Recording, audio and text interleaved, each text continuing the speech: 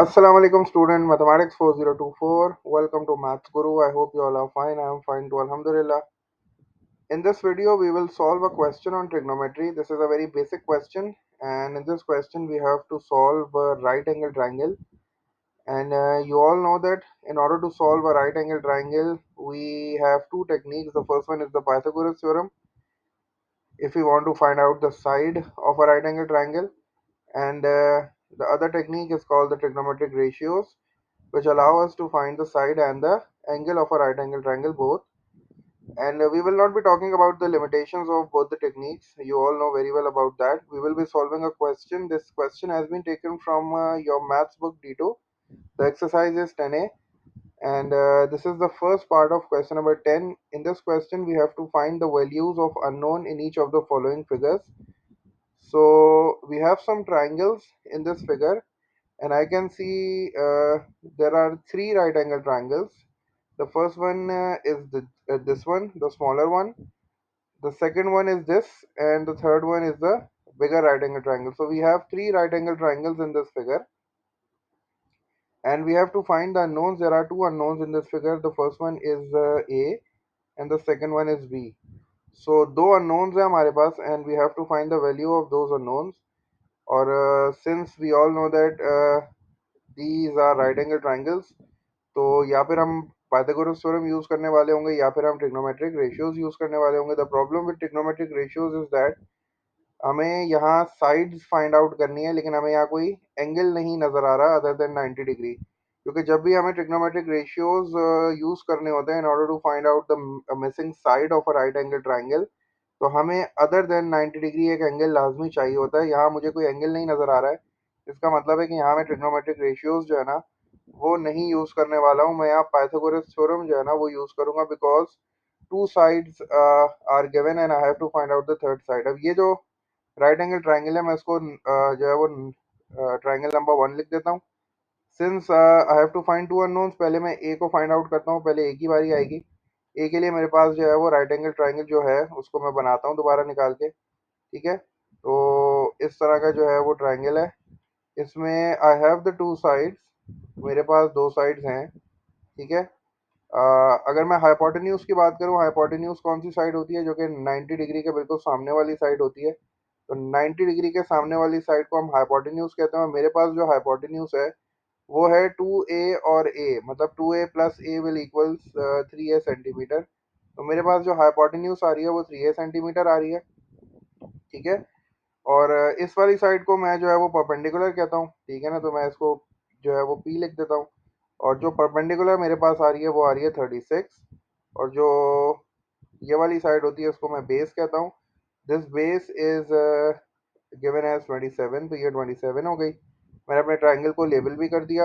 अब since I have the two sides, अब मेरे पास दो साइड्स हैं और मुझे थर्ड साइड समझो फाइंड आउट करनी है, क्योंकि उसमें ए है, मुझे ए की वैल्यू चाहिए. तो I will use Pythagoras theorem.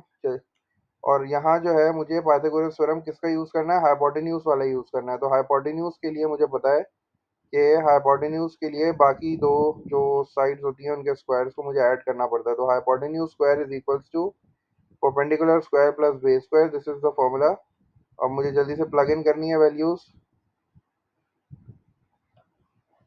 ठीक है, perpendicular square plus base square हो गया. What is the value of hypotenuse, hypotenuse is 3a. तो मैं यहाँ से स्टार्ट कर रहा हूँ जल्दी से. 3a लिख दिया मैंने हाइपोटेन्यूज की जगह पे, और इसका भी स्क्वायर आएगा. और जल्दी से परपेंडिकुलर की value, perpendicular is 36, so this is 36 square. और फिर जो मेरे पास बेस है दैट इज 27, तो 36 स्क्वायर प्लस 27 स्क्वायर हो गया. अब मुझे सिर्फ कैलकुलेटर यूज करना है. ठीक है, क्योंकि ये 36 और 27 के स्क्वायर जो है वो मुझे याद नहीं है, तो मैं जो है वो कैलकुलेटर यूज कर लेता हूँ. This will be 9a square, क्योंकि 3 का स्क्वायर जो है वो 9 हो जाएगा, और a का स्क्वायर जो है वो a स्क्वायर हो जाएगा.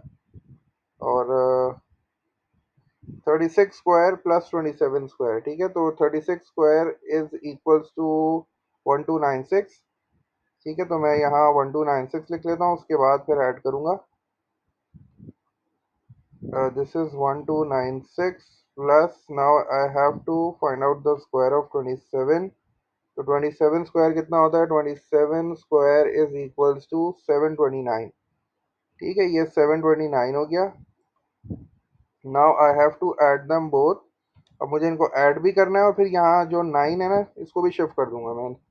तो 1296 प्लस 729 विल गिव मी 2025।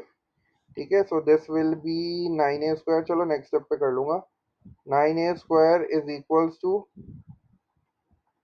2025। ठीक है, जब आप इन दोनों को ऐड करोगे तो यू विल गेट 2025।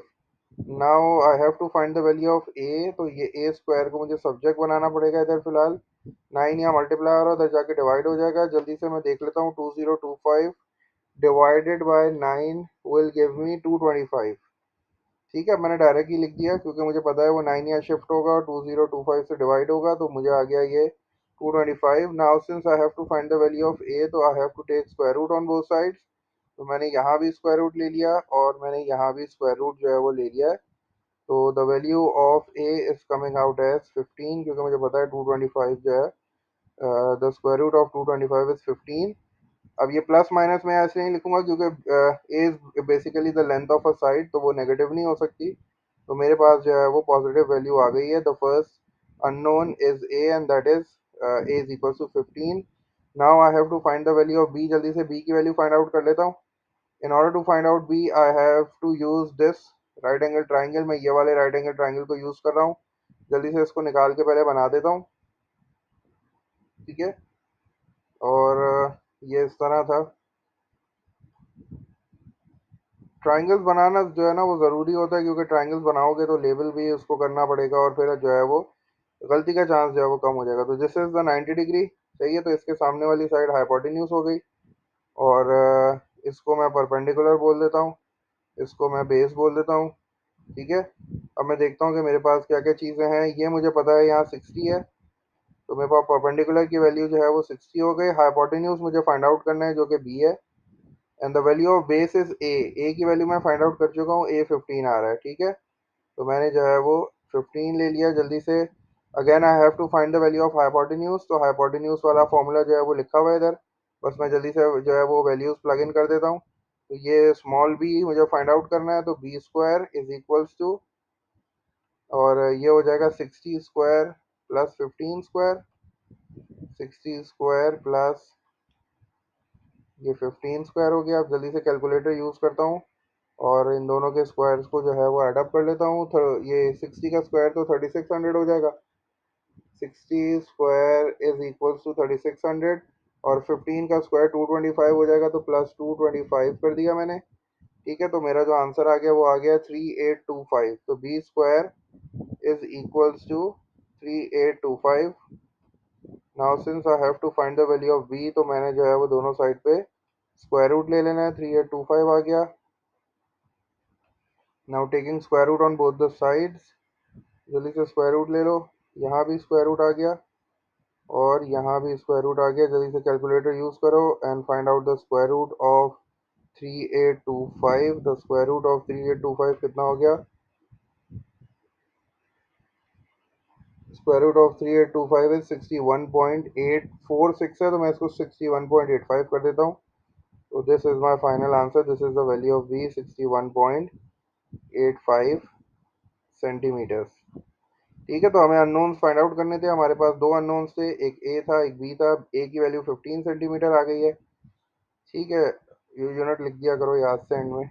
ए की वैल्यू जो है मेरे पास 15 सेंटीमीटर आ गई है, and the value of b is coming out है 61.85 centimetre. So that was all about basic trigonometry, जिसमें सिर्फ पाइथागोरस थ्योरम जो है वो हमने भी फिलहाल यूज़ किया है। इसके कुछ और भी क्वेश्चंस हैं इंशाल्लाह, तुम लोग के साथ उसके सॉल्यूशंस भी शेयर कर देता हूँ। तो बस ये कि राइट एंगल ट्रायंगल बहुत बेसिक्स है। बस आपको ये डिसाइड करना होता है when to use Pythagoras theorem and when to use trigonometric ratio. तो इसकी लिमिटेशन को अच्छी तरीके से अगर आप समझ लो और प्रॉपर फिगर्स को बनाओ, लेबल करो, तो इंशाल्लाह गलती का कोई चांस नहीं होगा। बहुत इजी टॉपिक है ये, स्कोरिंग है, इसमें मार्क्स बहुत अच्छे आ जाते हैं। और अगर बेसिक ट्रिग्नोमेट्री अच्छी होगी ना, तो फिर आगे चल के एलिवेशन डिप्रेशन वाला जो कॉन्सेप्ट है और जो फर्दर ट्रिग्नोमेट्री है वो भी आपको आसान लगेगी। और ये सॉलिड वो टॉपिक है, इसमें मार्क्स जो है ना बड़े अच्छे मिल जाते हैं, क्योंकि ट्रिग्नोमेट्री जो है ना नॉर्मली P2 में ही आती है, वहाँ कैलकुलेटर अलाउ होता है। तो you can easily find out the answer of these type of questions. ज़्यादा इसमें ट्रिक होती नहीं है, बस ये कि एलिवेशन डिप्रेशन थोड़ा सा मुश्किल होता है, बाकी तो सब आसान ही होता है। तो इंशाल्लाह और भी क्वेश्चंस हैं, इंशाल्लाह उसकी वीडियो तुम लोग के साथ शेयर करता हूँ। आई होप ये वीडियो हेल्पफुल होगी इंशाल्लाह। और इस कॉन्सेप्ट को रिवाइज कर लो, अगर ये क्वेश्चन तुमने कंप्लीट नहीं किया हुआ है तो सॉल्व इट। और फिर अगर कोई और भी क्वेश्चन सॉल्व कराना हो तो do tell me in the comment box, इंशाल्लाह मैं ज़रूर तुम लोग के साथ उसका सोल्यूशन भी शेयर करूंगा। अंटिल देन टेक केयर, अल्लाह हाफिज़।